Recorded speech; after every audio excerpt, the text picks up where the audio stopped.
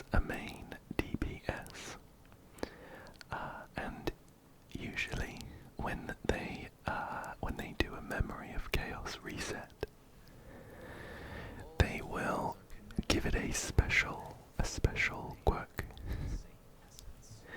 a special effect that works really well with recently released characters.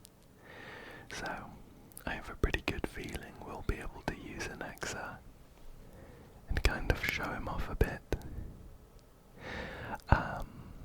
I think, as with my other Memory of Chaos videos, I actually recorded the gameplay separately, and so I'm speaking to you in a voiceover. It does mean that we get to have some mic brushing, but the memory turbulence this time round is called Breath of the Other Shore, and it says all allies skill level +3 and memo sprite skill level +2 after any character uses their skill or memo sprite skill. One random attacked target gains one random weakness they did not already possess. At the beginning of each cycle, memory turbulence deals true damage to all enemy targets one time. If a target more than 3 weaknesses deals one additional instance of true damage for each additional weakness. A slight typo there, but we'll move on quickly. So that works perfectly with Anaxa, who does a lot of his damage through his skill, and he also implants weaknesses. As usual, you get the first 8 floors cleared if you have done them last reset. So we're gonna start on floor number 9. And one of the things I love about Anaxa is that because he implants weaknesses so easily, you don't need to worry about recommended types quite as much. So one team I've been really enjoying using is Anaxa, Robin and Sunday. Of course, the two Alofian siblings work really well together, and we put Fu Xuan in there as well.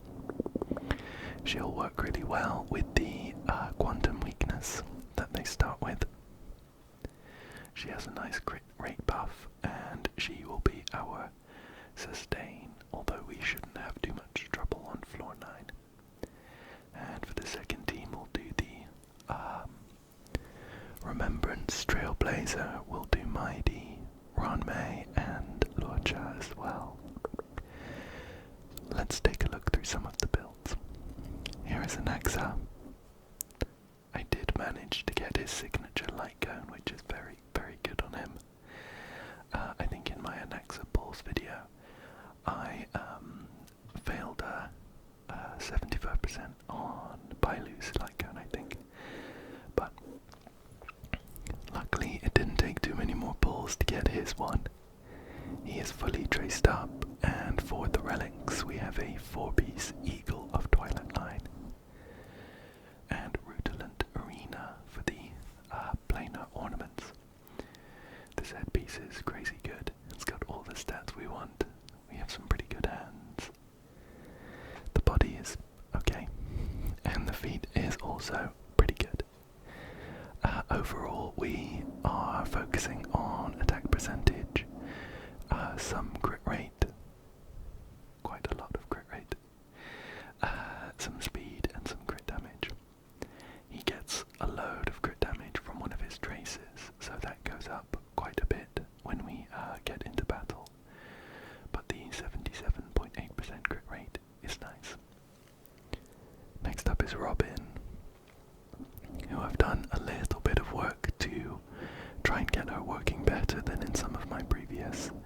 MoC videos.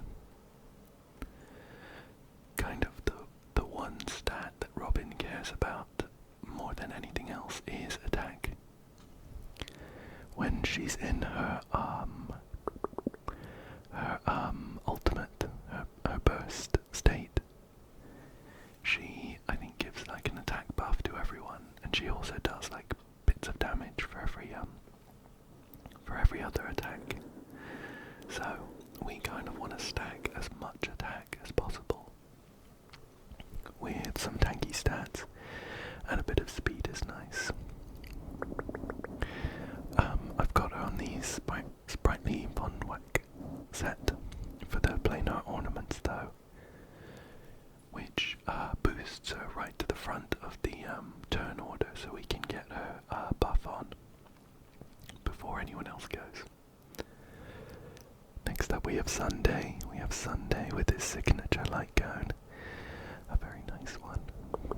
And with Sunday, I've also done a little bit of work. He's not like super quick. I actually dropped his speed a bit so that he worked with Anaxa, so that he was speed tuned. So that Anaxa goes, and then Sunday goes. So he's a bit slower than Anaxa. Otherwise, we want to speed tune him, and then we want a load of crit damage. He gives a buff to people, I think. As I'm talking through this, I'm doubting myself, but I'm fairly certain he gives a buff to people based on his crit damage.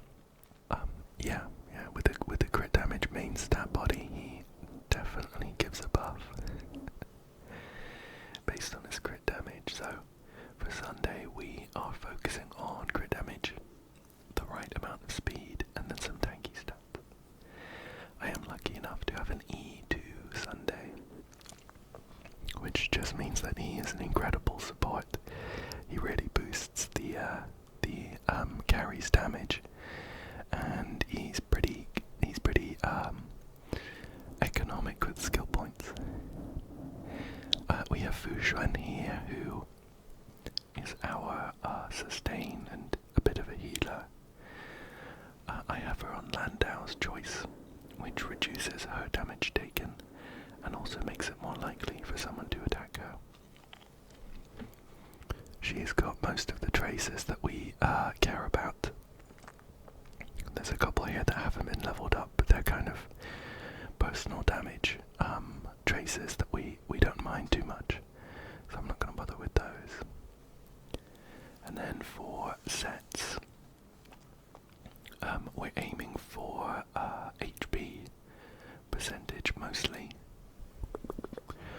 She does some healing based on her max HP, and you want her to be as tanky as possible.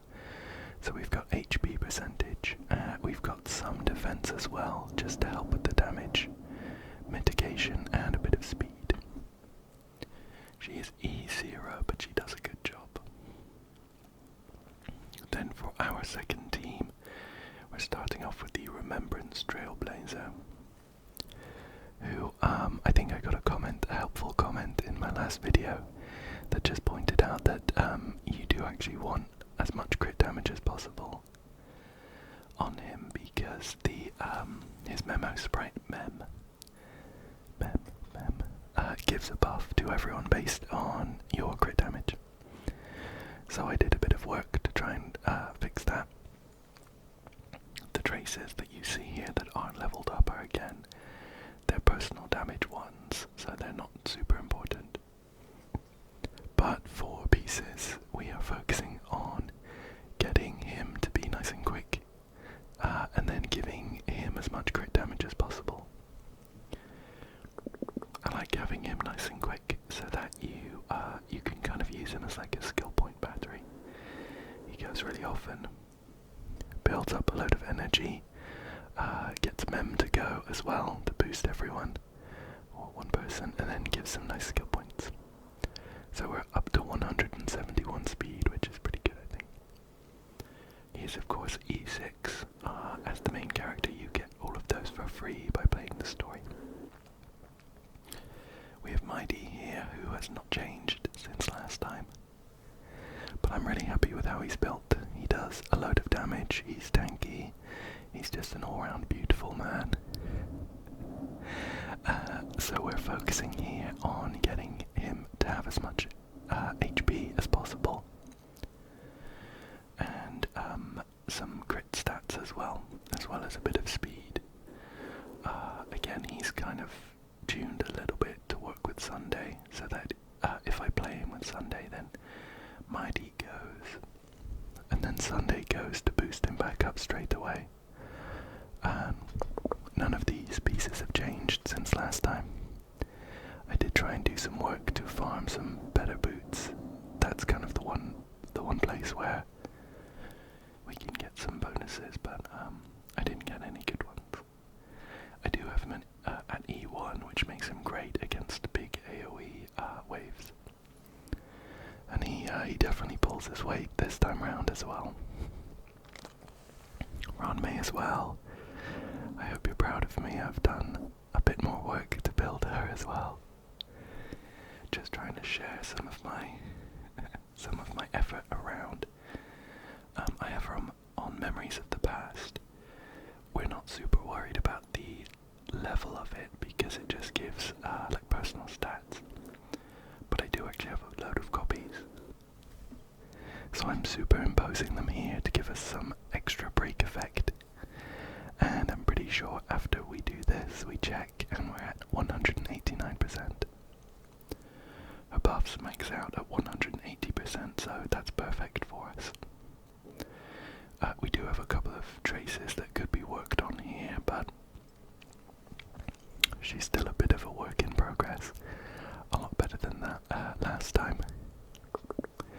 And then for the relics, we're focusing on break effect and a bit of speed where we can get it, otherwise just tanky stats to keep her alive.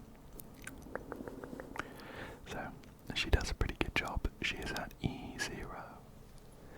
She's at E0. I had one copy already, and for the free 5-star that we got recently, I picked Luocha. I really like his design, and he's one of the few imaginary males I didn't have, so seemed perfect. We have him on the effect res light cone there. It's at super imposition 5, so he gets loads of effect res that boosts his healing.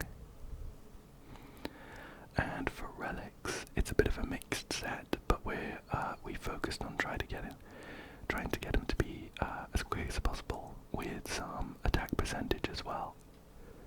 His healing is based on his attack, and then otherwise just some tanky stats to try and keep him alive. But I really like how he plays, and I think he works pretty well in mighty teams. So happy with him. He's at 145 speed, and he has a good amount of attack. Those are the builds for the characters that I'll be using pretty much every time. We do a couple of swaps later on, but these characters make up the bulk of who we play. And let's jump into the first floor number 9. Again, these earlier ones, once you have like a bit of a built-up account and your characters are well built, it's not too difficult, or it shouldn't be. So we pop a few techniques and get into battle. Robin gets boosted up front because of the planar ornaments, and here I am checking crit rates and crit damage. Not bad. Of course, this is without Sunday's buff on though. He'll give a buff once we use his skill and stuff on Anaxa. But we have Robin's buff, we have Fu Xuan's crit rate buff. Sunday's buff's coming in, so definitely hyper carry material here. I actually haven't used him as a sub DPS yet. I have the Herta, but I also have Jade, who I really like using with her. So she fills the slot for sub DPS there, and I really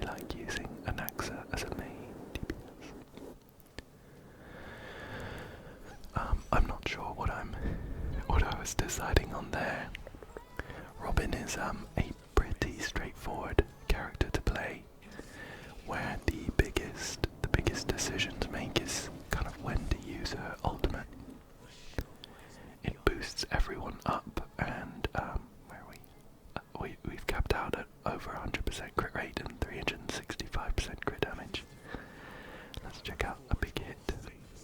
Ooh. Not bad, and that was just his ultimate. We should get a nice big chunk of damage here as well.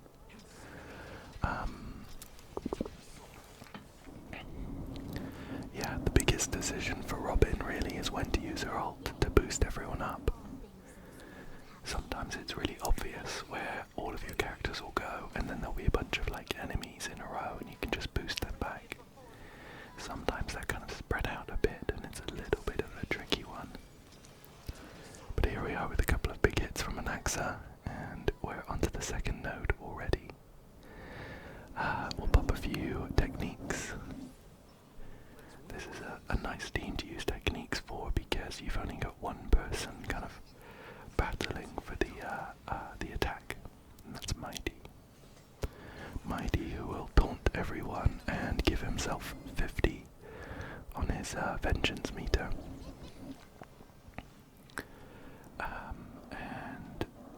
Here we go. I'll do a couple of hits. We actually have some nice ordering here where Mem comes in clutch just after Mighty goes to boost him back up. In a couple of my other teams where I was using the Remembrance Trailblazer, Mem would come in just before the main DPS and it would just be a bit awkward, so I like how this lines up. And another thing with this team is that it's pretty skill point friendly. Once Mighty is in his vengeance state, he automatically uses skills without using up skill points. So everyone else is also pretty skill point friendly, and I end up using the Harmony, the Remembrance Trailblazers skill to give us some extra mem charge. If you see it down at the very bottom left, we have a charge bar, and when it hits 100, mem goes and boosts someone up. That would be Mighty. But so we have cleared up floor number 9 without too much trouble, and we'll jump straight onto floor number 10. The first floor looks pretty perfect, of course. I see the wind weakness, although it doesn't really matter for Anaxa, but we'll use him in the first floor. The second floor, though, doesn't really suit Mighty, so we're going to swap him out here. There is a lot of lightning weakness and some ice weakness, and so I figure we could pull out an old favorite, Jing Yuan. Jing Yuan works perfectly with Sunday because Sunday gives some extra boosts if the character has a summon, like Jing Yuan. So I'm just gonna swap Jing Yuan onto his signature light cone that I have on the Herta most of the time. And in terms of stats, we've just got some pretty typical hyper carry stats with crit rate, crit damage, speed, and some attack percentage as well. I think my Jing Yuan could use some work. I don't use him super often, but he does the trick. He's at E0.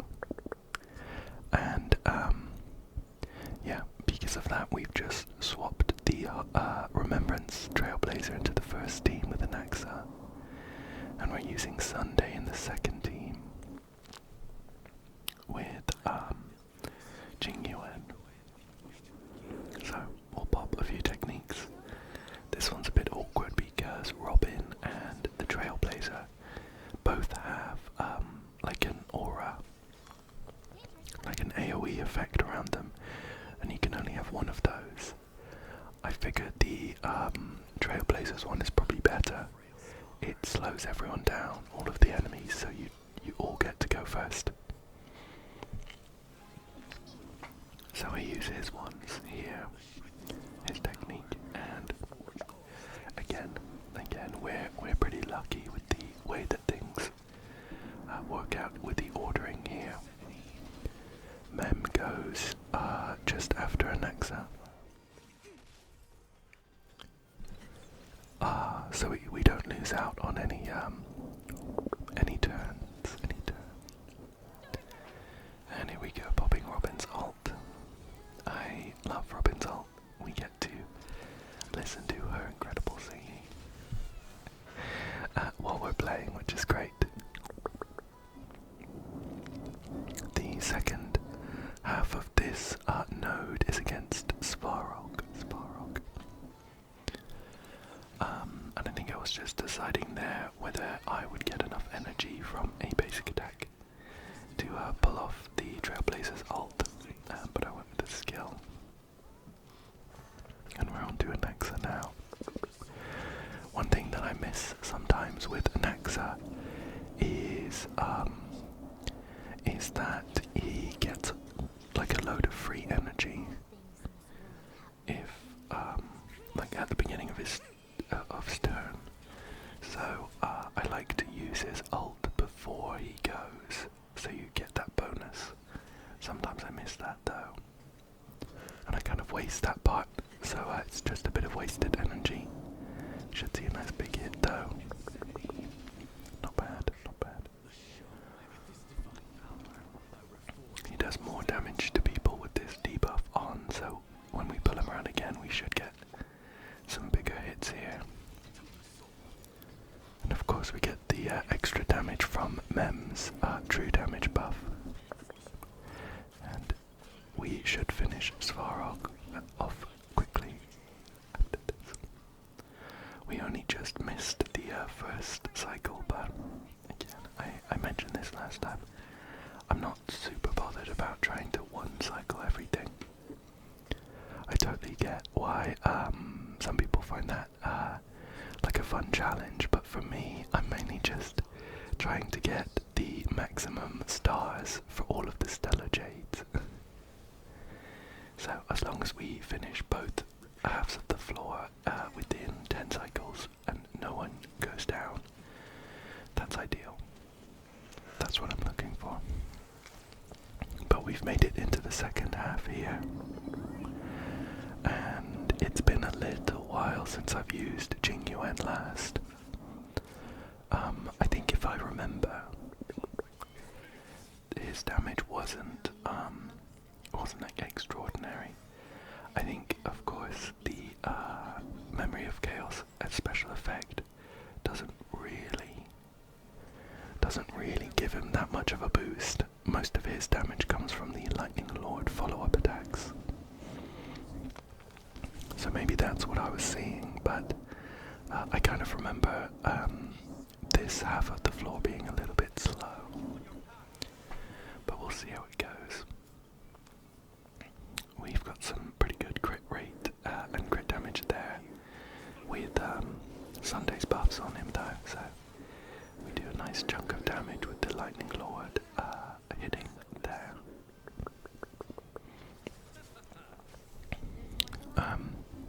I really like using Lorcha. He is more often than not skill point positive. A lot of his damage comes from the special field you see around. I can't remember what it's called right now. But he uses his, I think, Abyss Flower stacks. We've got one of two at the moment. He gets one stack when he uses his ultimate, and he also gets a stack when he uses his skill.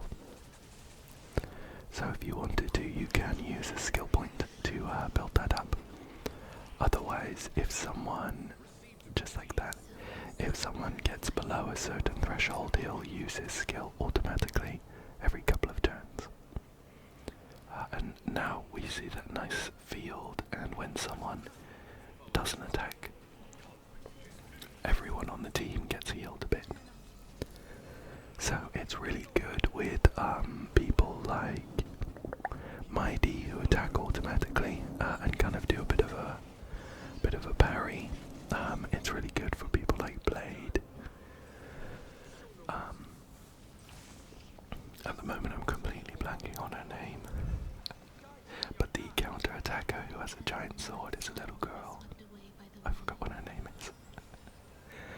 She works really, really well with Lodger.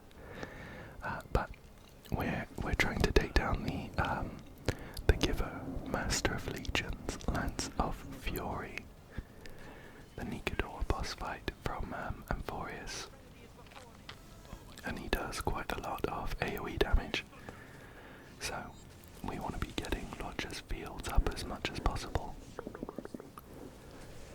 And he also has a bunch of summons. We've taken them down already, but we need to bring in AoE against him to make sure that we take down all of his summons. And here we are. Just trying to take down the last 5% before we waste like a fully charged Lightning Lord. And I'm hoping that a skill takes him down. And an ult. And an ult. Phew, there's nothing worse than seeing a 10-stack Lightning Lord hit an enemy on like 1% HP. So I'm very glad that we got him into his second phase here. We are taking quite a lot of damage though. While these summons are up, our health bars are kind of locked. We lose some max HP based on the health of the summons. So we need to take them down and then heal everyone up, which isn't too much of an issue for this team. Get a nice hit there from Lightning Lord, and we do take a big sword swing, which awkwardly imprisons Jing Yuan, and I think I spent just a bit of time wondering whether I should heal him up. I'm not 100% sure if Lodger's skill clears a debuff, but then I realised that Sunday gets to go soon, and I know that his skill definitely does. So I decide against using his skill. He heals Ronmei, which is nice of him. And Sunday is coming up next, which is perfect timing, so he can bring Jing Yuan all the way up in the turn order and also clear his debuff. And we get some nice charges on Lightning Lord here. His ult gives 3, and his skill also gives 3, I think. 2. His skill gives 2. So it wasn't quite fully charged, but we got a nice chunk of damage there. Although I am looking at Lodger's health, and he gets knocked down to 13. Double-digit health. That's pretty lucky. If someone dies during the fights, then we don't get full stars for the floor. So I'm very, very grateful that Lodger hung on 13 HP, and we can finish off Nikador with a big hit from Lightning Lord, I'm pretty sure. Boom. Boom. Okay. That was a close call, but floor 10 done without too much trouble. Let's take a look at floor 11 and hopefully we're geared more towards it. Jing Yuan was a little bit lackluster there. I think my build could be better, of course. But also the memory turbulence isn't really geared towards him, as we talked about. Here we are against the Flame Reaver boss fight. And I happen to know that the Herta and Jade are perfect here, so I bring them out. Make sure that they have the right gear on. We need to give the Herta Jing Yuan's light cone. It works pretty well for her, so we'll swap that over. Both the Herta and Jade we've seen quite a few times in the previous MoC videos, and I haven't changed their builds. So I just want to make sure that Jade has the right stuff on. I've got her on the Poet of Morning Collapse, which is pretty perfect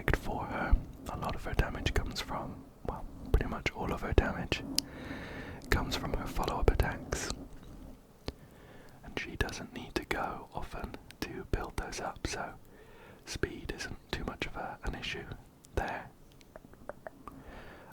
But we're still running the Anaxa team with the Remembrance Trailblazer. And here we are against the dreaded Borisyn Warhead himself. Hule. Hopefully we don't have too much trouble. Again, we get a really nice lineup right at the beginning where Anaxa gets to go. And then he gets pulled up again by Mem. I don't know if you saw, I just very quickly nipped in with Anaxa's ult. Mem's buffs are very good. Very good. So I kind of choose him as Mem's target. And then before Mem's turn ends, I use his ult so we get the extra energy. And because of those extra energy kind of mechanics that Anaxa has, he uses his ultimate so often. It's like every other turn, which I really enjoy. But still, the majority of his damage comes from his skill, which is perfect for this MoC. And here I am, missing the fact that Fu Xuan's matrix is running out, and we are now without the crit rate buff and the damage sharing effects, which is my fault, of course, completely.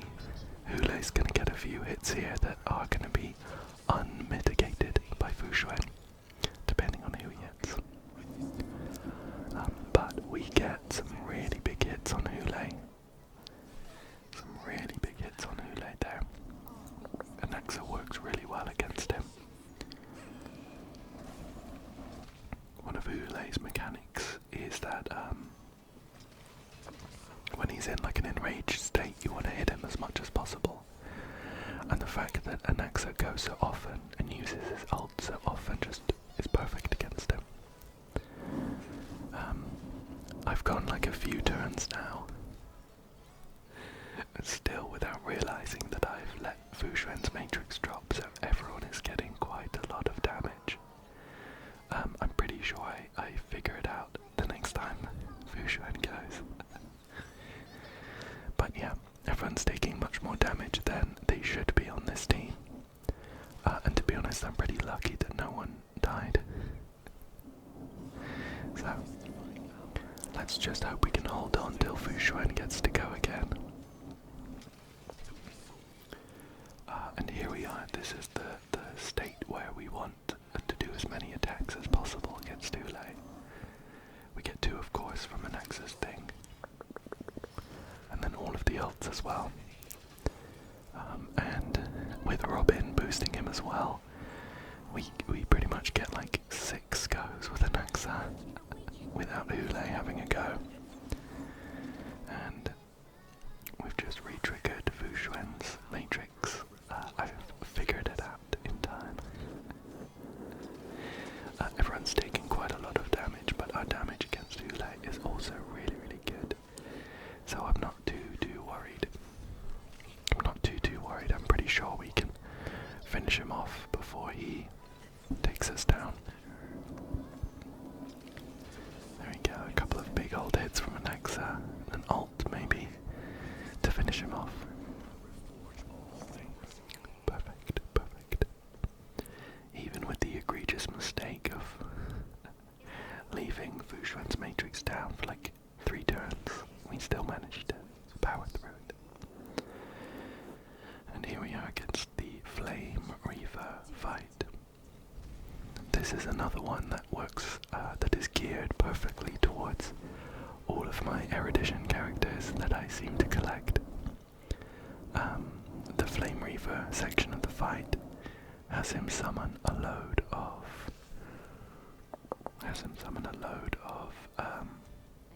summons that we need to take down, or else we take big damage.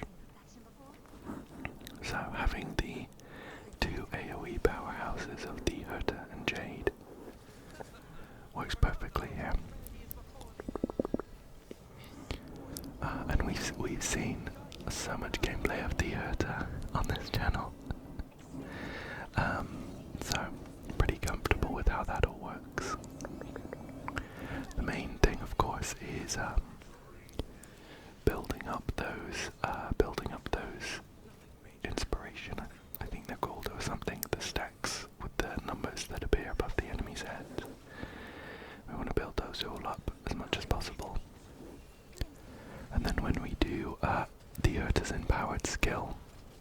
just wipe the floor. Just wipe the floor.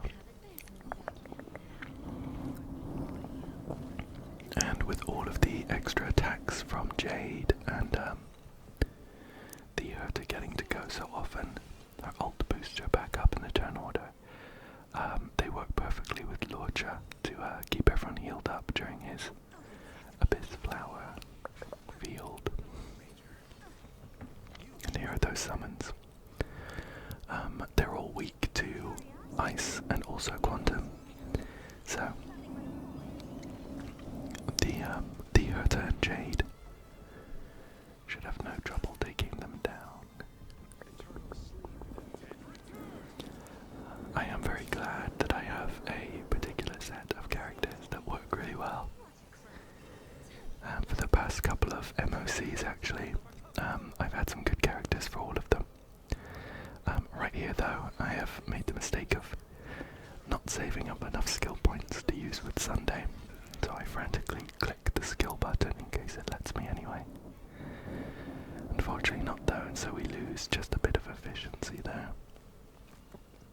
It's not a huge issue though. But again, right there, I want to make sure I have enough skill points.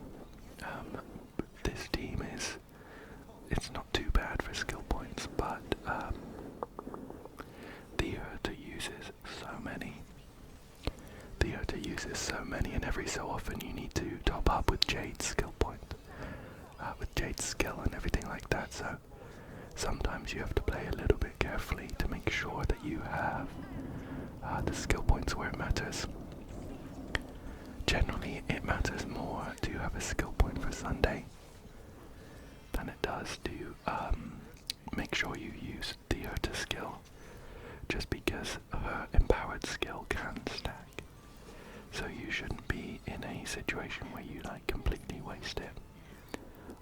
But if you don't use your, if you don't get the turn boost from Sunday, that's like a whole turn wasted on your hyper carry. So not yeah, just use that there. Here we are though, just trying to take down the Flame Reaver of the deepest dark. And we shouldn't have too much trouble. We have like 5 more cycles if we need them, but he's already on a quarter HP. And we have the Herta sat there waiting to use her ultimate. We should see this cleared before the end of the cycle.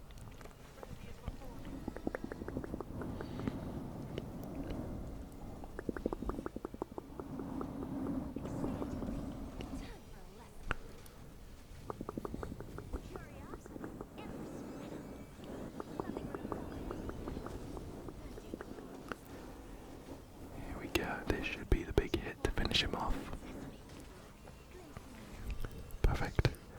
A cool million to finish off that cycle. And that is floor number 11. Floor number 11 finished with. Let's go ahead and check what's going on with floor number 12. Number 12. This first boss fight I haven't actually done in the story yet. Fought against Pollux. So I'm not 100% sure of the mechanics there. The second one though is the Banacademic staff.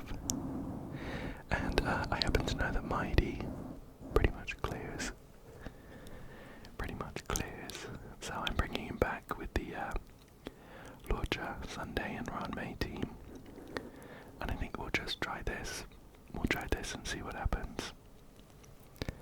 Again, I go into this first half not really knowing the mechanics. But I'm hoping that I just do so much damage that I don't need to worry about the mechanics. But I really love the look of this boss. I'm pretty sure it's Castoris's dragon, right? Again, I haven't quite got there in the story. But I think Castoris's dragon is also called Pollux. Like Castor and Pollux, the twin stars. But I love how this boss looks, and I also love how it's got its head stuck in an egg. I think the whole time. I think it looks so cool.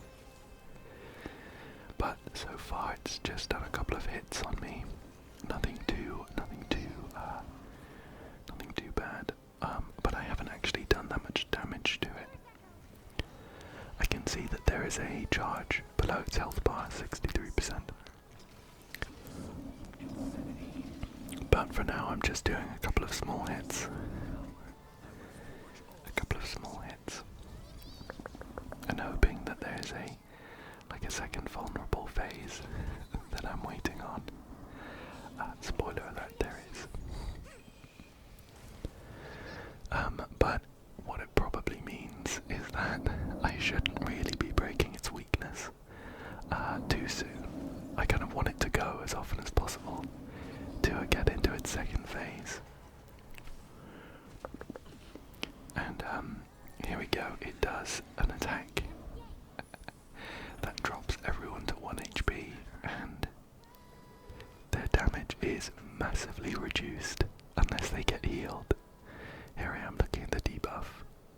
Decreased by 87% until it reaches a certain health threshold. So at this point I quit. Fu Xuan was not the sustain to use for this fight. She does heal a small amount during her ult, and she heals herself a lot, of course. But we need a proper healer. We need a proper healer for this one, so I leave and bring Lingsha instead, who works a lot better. So we'll do that first section of the fight again here.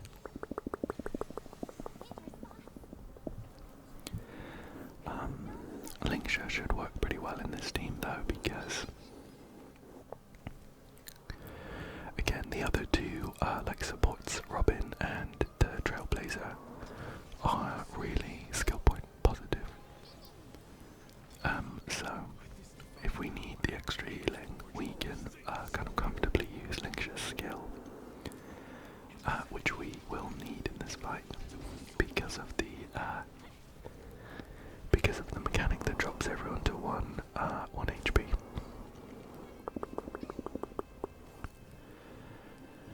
So we'll just we'll do this first section as usual and pump out a couple of ults, get all the buffs going on Anaxa.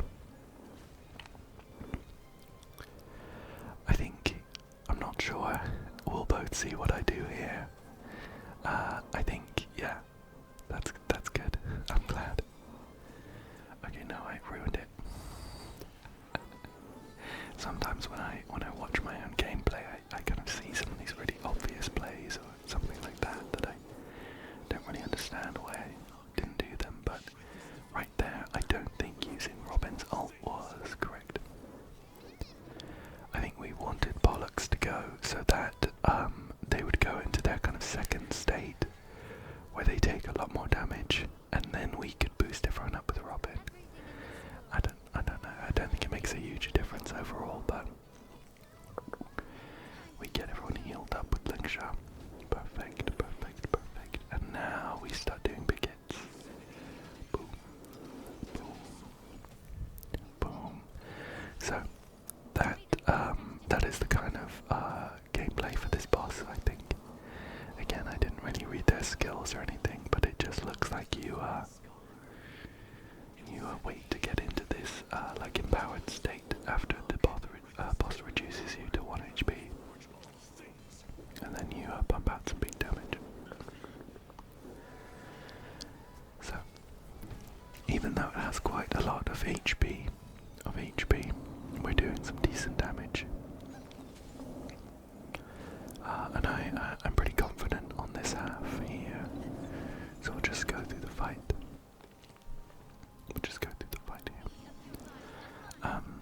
The boss also seems to take like a big chunk of damage whenever a tentacle, one of its tentacles on either side goes down. So maybe having like a hunt character suppose maybe single target wouldn't be too bad here either. Of course, Anaxa is erudition, so he specializes in AoE situations. But he does have mechanics that kind of gear him towards smaller numbers of targets as well. Those bounces. It will hit the same person multiple times if there aren't enough targets. So he's kind of like a really good all-rounder. I've been really enjoying him. But we have pushed Pollux into the second phase. The name Pollux, when I'm whispering, sounds a little bit like I'm saying a kind of rude word. In England, I don't know if it's known throughout the rest of the world, but I don't want to say it. It's nothing too bad, but it sounds a bit like Pollux. So I don't really know if the second half of this fight is like anything different, to be honest. It seemed to be pretty much the same, where the boss will reduce everyone to 1 HP. You heal them up again, and then get pumping. Pump out the damage. Right here, though, the boss has locked its weaknesses, so we're not getting the added bonus of breaking its weakness for like extra damage and effects here. We're just getting some big hits out through that. But we're coming up on the end of the fifth cycle. That's a cool animation at least, but it didn't do much damage. I'm sure it might have done more if maybe the tentacles were not weakness broken or something. Yeah, it does mean that we're hoping that Mighty comes in clutch again and clears the academic staff in like 5 or 4 cycles. So we'll see how that goes when we get through to it. But we've got about a quarter of the Pollux Netherwing Husk Ferry of Souls to finish off there. We get a nice boost from Robin, and hopefully we do some. Yeah, there we go. Big hits with the tentacle going down as well, and we have plenty of cycles. Hopefully for the academic staff. Mighty works really well against these, especially with his E1 that I have. It means that his like super powerful charged attack hits everyone, and for the second phase of this fight, everyone shares a health bar, so we just get these absolutely busted hits from him. So we'll just get through this first half, where again we benefit from the added AoE of his E1, just to clear everyone. We do need to get to 150 on his charge there though, so we should see that here, I think, after Sunday boosts him up. Oh, just his ult, of course. Here we go. Boom, boom. Nice. That hit technically counts as a skill, so we get that benefit of the extra skill damage from the memory turbulence, but with all those buffs we hit a nice 2 million. A nice 2 million there. So, get a bit of healing from Lorcha. I've got Lorcha in the first position because I'm pretty sure I've got my Sunday on the planar ornaments that boosts the attack of the person in the first position. Mighty doesn't benefit from that at all. He scales with HP. Luckily though, Lorcha scales his healing from his attack, so it kind of works out perfectly. But with a big hit, the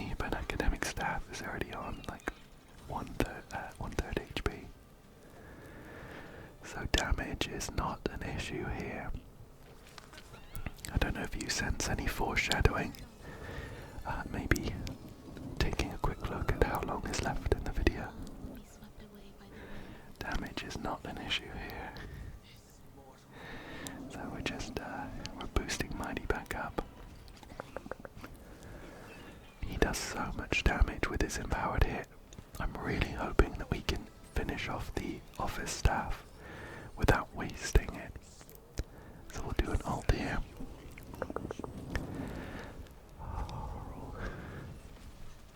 We hit 2 million on them with 1% of their HP left. So much wasted damage. I don't know if that factored into what will happen. I don't know if it would have changed the outcome if we managed just to push it into the second phase. But we're just playing through as normal for now though, of course. Boosting Mighty back up. Boosting Mighty back up. There's like an icon on the left that you see moving towards the top where they do a big hit. Oops. That was a big hit. Lorcha is needing healing. So he uses skill there. And they have been actioned forward. They've got their actions pulled forward and suddenly my team is pretty much wiped. So, even though we get a nice solo fight from Mighty here, I'm pretty sure he manages to get some revenge for knocking down his friends. With 3 people down, we do not get all of the stars from this fight. Here we go, Mighty will do a couple of hits. This is in full auto mode because Mighty has like an automatic mechanic. He does of course finish them off. But it's bittersweet. It is bittersweet we did not get all 3 stars. And I am gonna have to come back if I want that. Which I do. So I'm pretty sure at this point I leave it for the day and I come back. I come back the next day with some new ideas after claiming my Stellar Jade. I've given it some thought in terms of what kind of team I might want to play. And again, damage was not an issue. We had plenty of that. We just needed to make sure that everyone was a bit more tanky. Yeah, we wanted to make sure that everyone was more resilient, that they didn't go down so easily. We didn't have a great amount of like reactive healing there. Lord just only got 1 kind of panic heal and it's single target. But I'm thinking what's better than like reactive healing, like preventative shielding. I don't find myself using one of my favorite characters, Aventurine, as much as I would like to. Recently I found that he doesn't keep the team alive as well as he used to, with all of the extra damage buffs that the enemies get now. So I'm just going through to check all of his gear is up to par. I've got his signature light cone, he's fully traced up. I kind of realised that his relics aren't as good as they could be. It's on a broken set. It's on a broken set in favour of the substats, trying to get as much defence as possible. There's a threshold, I think 4,000 off the top of my head, as well as some speed and some crit stats, so he works as like a sub DPS. And I've got him on E1 as well. But yeah, he does the job pretty well. But I think at this point I realised that I could actually build him a bit better. And maybe that's why he's not working quite as well, just because I'm not kind of keeping him up to par. So we swap Ranmei out for Aventurine, and we jump straight back in. This first fight we've pretty much seen 3 times now. So it works. It works as normal. It works as normal. But yeah, I was kind of giving it some thought overnight in terms of how I might try and get through that second floor.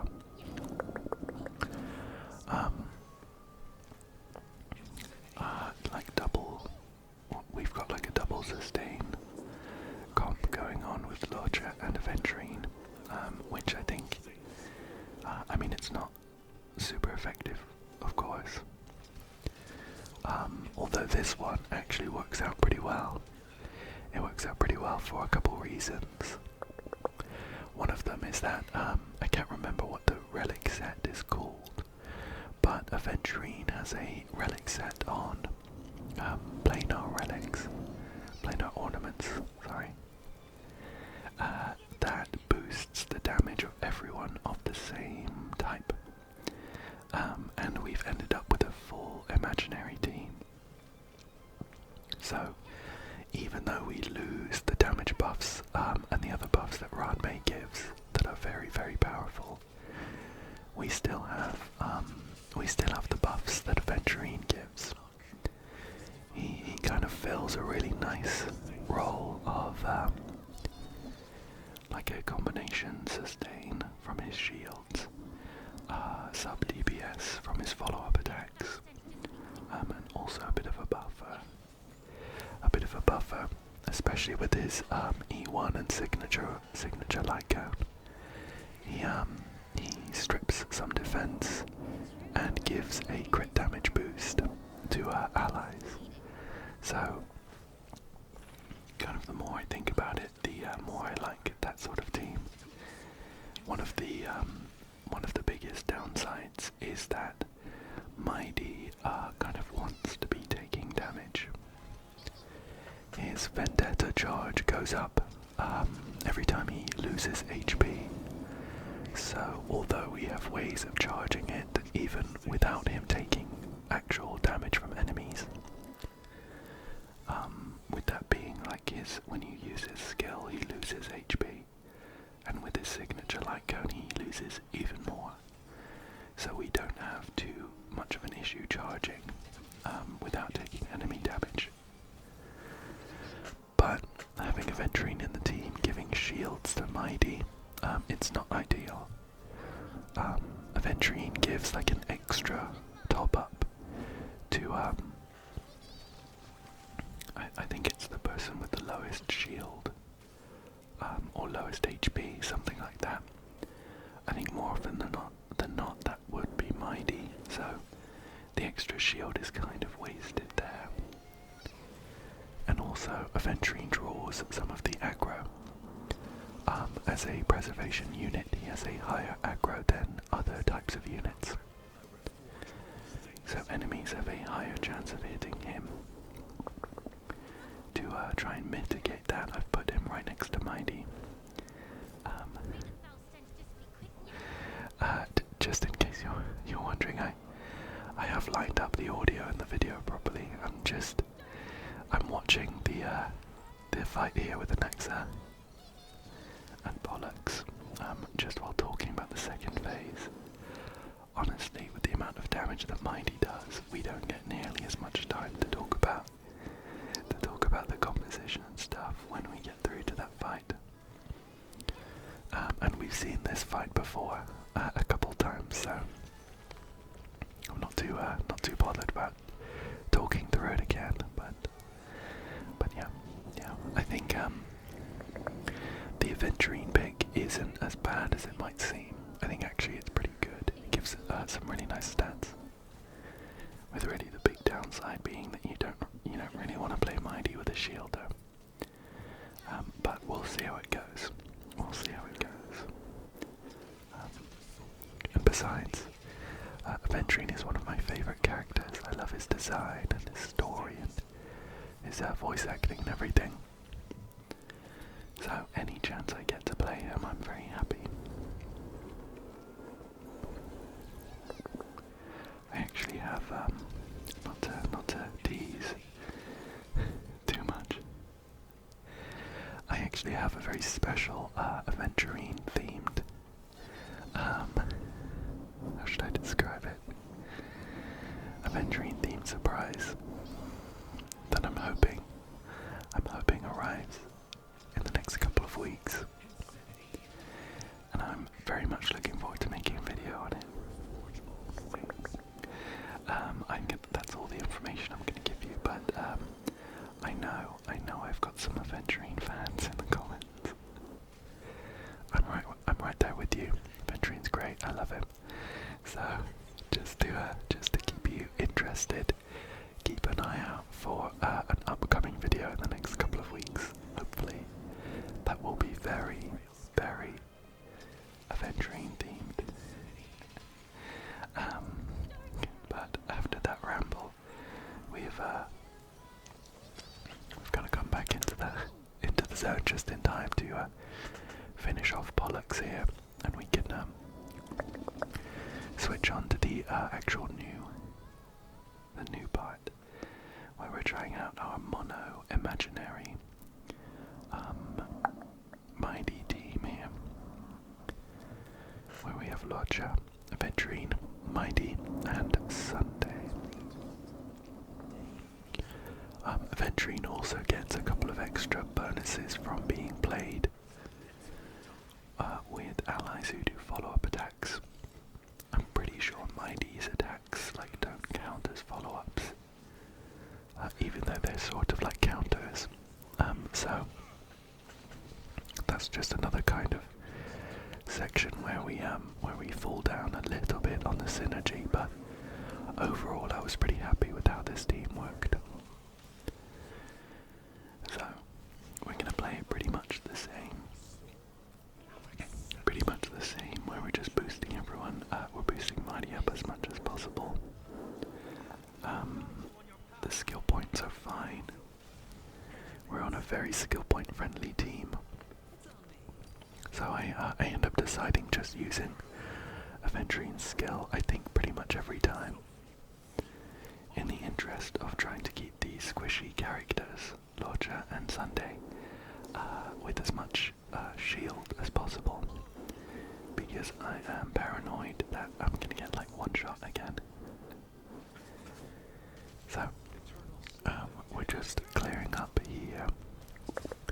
I do think overall it's lower damage. I'm not sure by how much. But I think it's a bit lower damage than Ron May's team, but not by much. So I'm pretty happy with this one.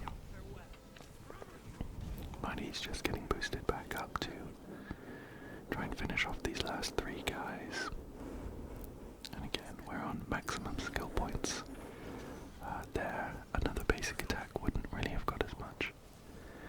We would have wasted a skill point, so I opted to use his skill instead. And there we go.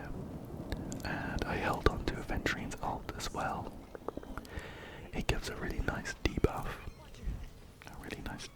That increases the damage we deal to the enemy. So I really wanted to save it until we got to the second phase. And I'm just deciding which target is best. Some of the academic staff members have faces that switch when you hit them. So I want to be trying to make sure to do that as much as possible to minimize the negative effects from being hit by the staff with unfriendly faces. But here we are. We're not doing too badly. We haven't had one of Mighty's big hits yet. So every time that happens we jump forwards in some pretty good progress. It's just, of course, the big hits. The big hits come a lot more slowly when Mighty isn't taking damage to his health by the enemies. Somehow, I'm not quite sure how this happened, but Mighty has slowed down a bit there. Boom, there we go. so we actually ended up going after Sunday. I think maybe one of the bad academic staff slows you or something pushes you back. I wasn't quite paying enough attention, but we have another 1%, which is very upsetting to see. But we're in a better situation where we're not going to waste a big mighty hit on 1%. We're through to the second phase. All of the squishies are on full HP with some pretty beefy shields. This is looking good. This is looking good.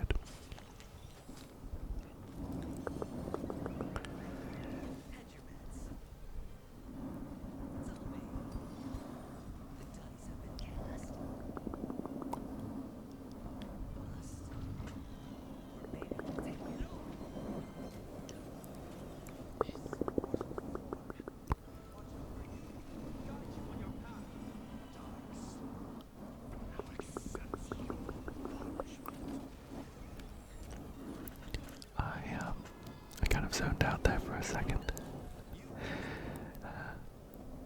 I was just listening to the brushing and watching the gameplay. But status update, we're doing pretty good. It is of course a bit slower. We only hit a 1.6 million there. Whereas on the run main team we're hitting 2 million, so we're dropping a bit on damage, but again the big issue was just that we lost a member. We still ended up clearing the floor the last time, but we didn't get all the stars. And with one last ult, we finish off the floor. And that is 36 stars achieved. I did really enjoy this Memory of Chaos.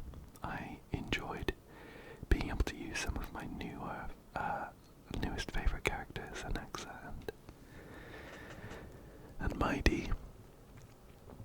And yeah, I really hope that you enjoyed it as well.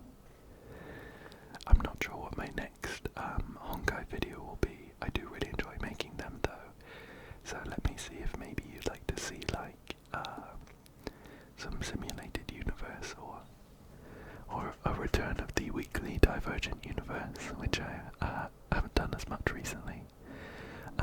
But yeah, I really like doing Honkai videos, and I think that you like them as well. So I really hope that you enjoyed this one and you found it relaxing.